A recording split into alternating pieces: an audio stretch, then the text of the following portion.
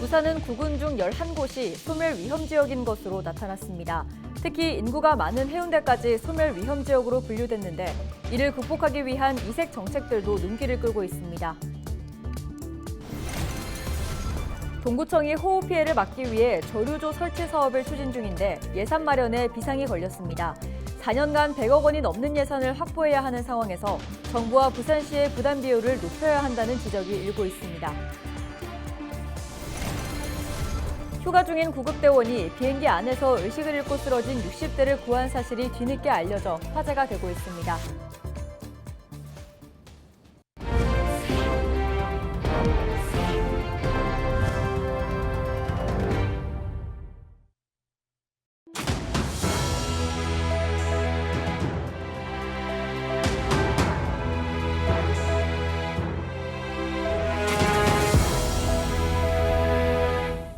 시청자 여러분 안녕하십니까? 헬로티비 부산 뉴스입니다.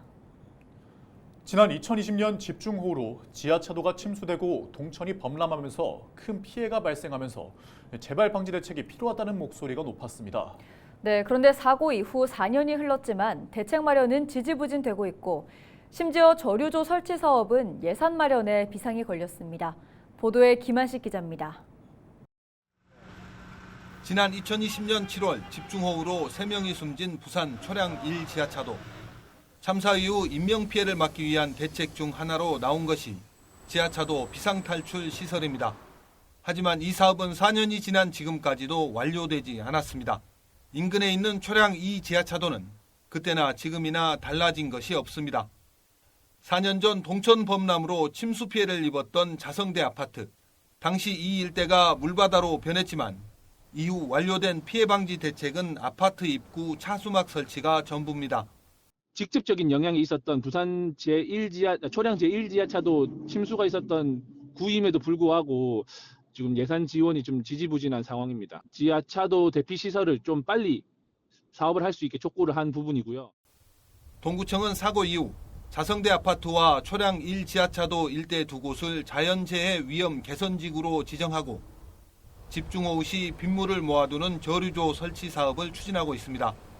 자성대 일대의 경우 전체 사업비만 230억 원.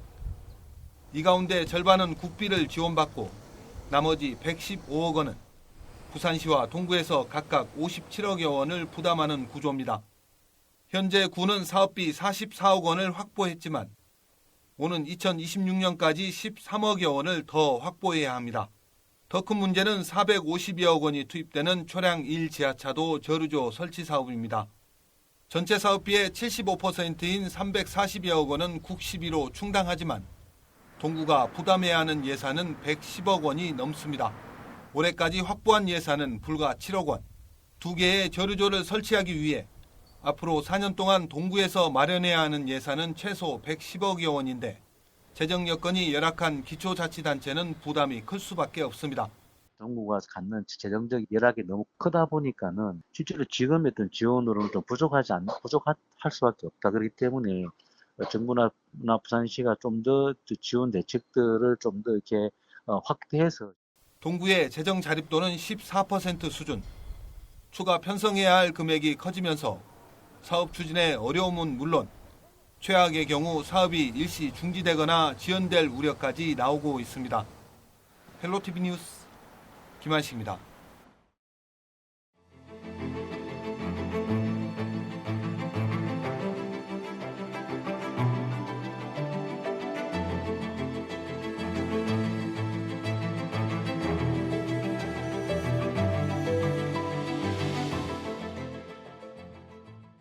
한국고용정보원이 발표한 보고서에 따르면 소멸 위험 지역, 특광역시 가운데 부산이 11곳으로 가장 많았습니다.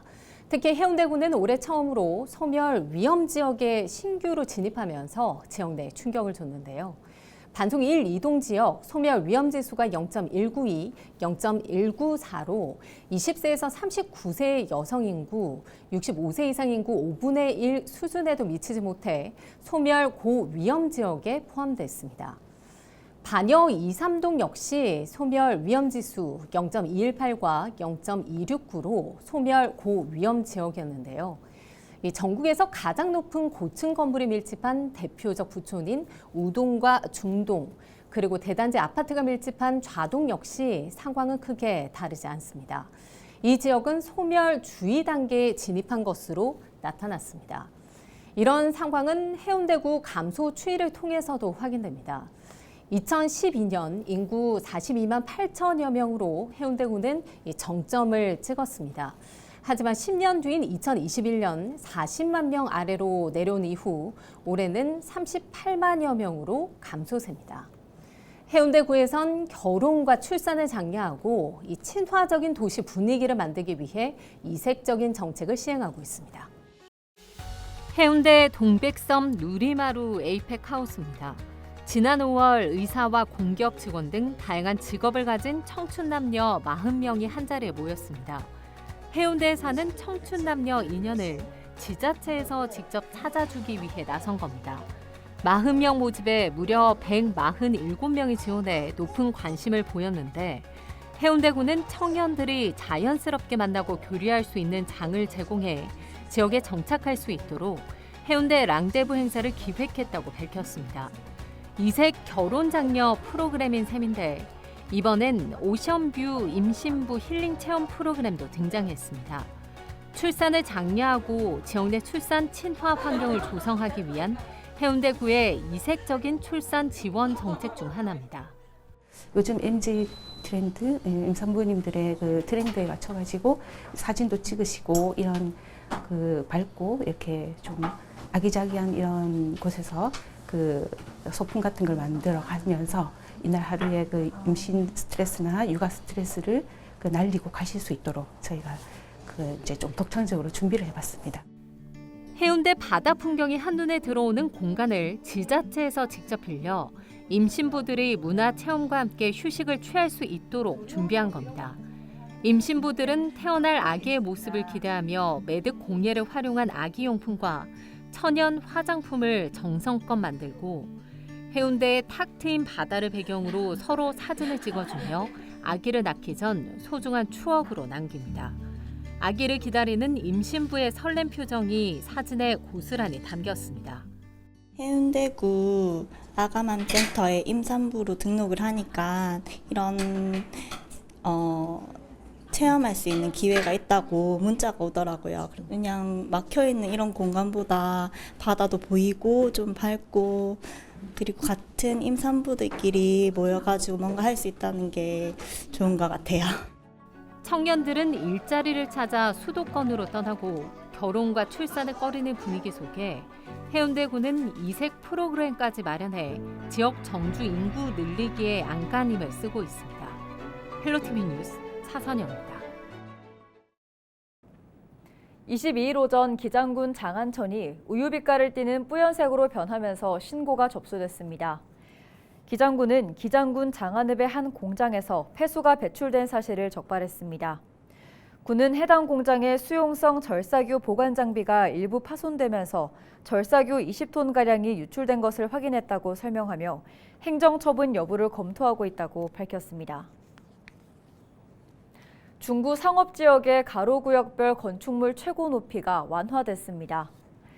2024년 6월 부산시 가로구역별 최고 높이 변경 고시에 따르면 보수대로 일대의 최고 높이는 기존 48에서 66m에서 120에서 170m로 용두산공원 일대는 48에서 72m에서 120에서 145m로 상향 조정됐습니다. 또 국제시장 일대는 기존 48m에서 135m로 변경됐고 구덕로 및 중앙대로 일대는 96m였던 최고 높이가 부산시 최고치인 180m까지 완화됐습니다. 중구는 그동안 최고 높이 제한으로 개발이 정체되어 왔고 원도심은 오래된 건물이 많아 피해가 컸다며 앞으로 건물 신축 등 건설 경기가 촉진되고 상업지역의 가로 공간도 활성화될 것으로 기대된다고 밝혔습니다. 제22대 총선 당시 선거 벽보나 현수막을 훼손한 사람들에게 잇따라 벌금형이 선고됐습니다. 지난 3월 31일 금정구의 한 총선 후보자의 현수막에 스프레이를 뿌려 훼손한 혐의로 재판에 넘겨진 60대 A씨에게는 벌금 70만 원이 선고됐습니다. 또한 같은 달 30일 술에 취해 부산 영도구의 한 담벼락에 부착된 후보들의 선거 벽보를 훼손한 20대 2명에게는 각각 벌금 80만 원과 70만 원이 선고됐습니다.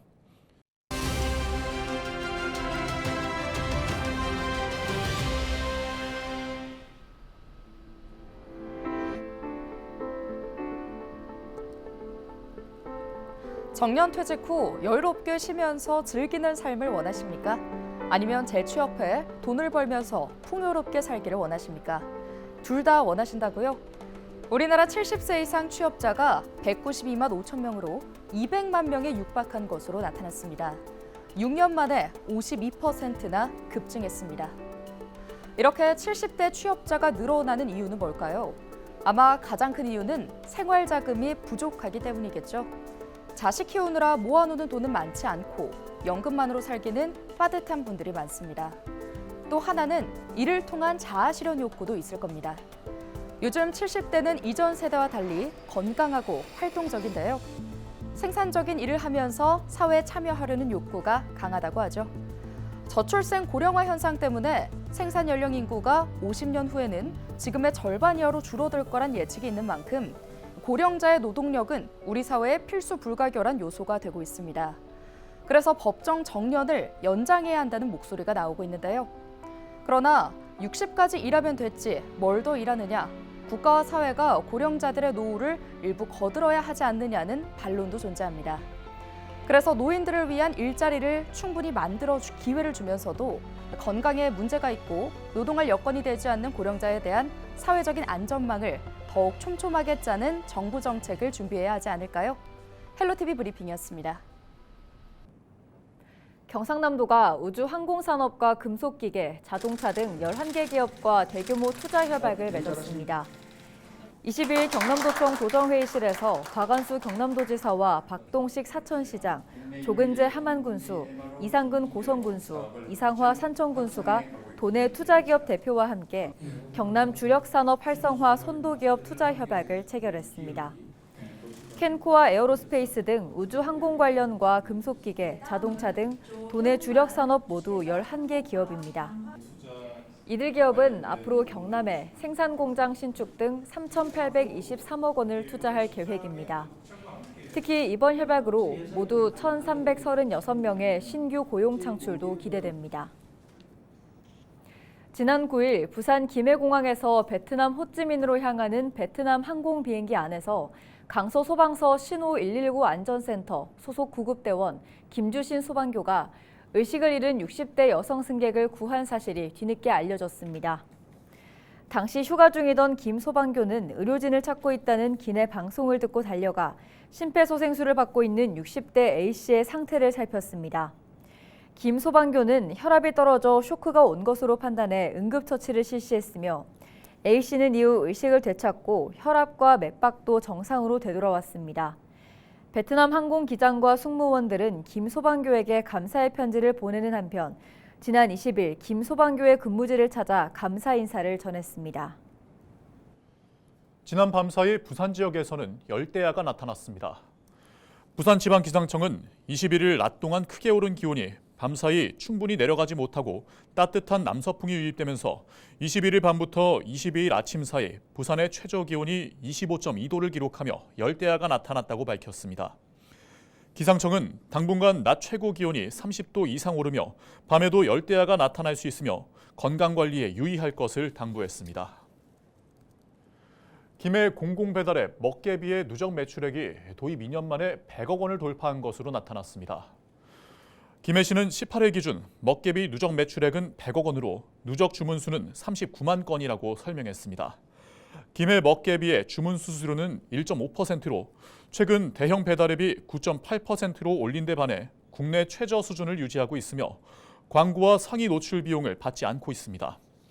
이에 김해 지역 소상공인들이 18억 원 상당의 수수료 절감 효과를 보고 있습니다. 소비자들은 7% 할인된 가격으로 제로페이 배달앱 상품권을 구입해 사용할 수 있으며 30%의 소득공제 혜택을 받고 있습니다. 현재 먹개비 가맹점은 2,490여 곳으로 신규 가입, 할인 행사 등 다양한 혜택을 통해 이용 편의를 높여가고 있습니다.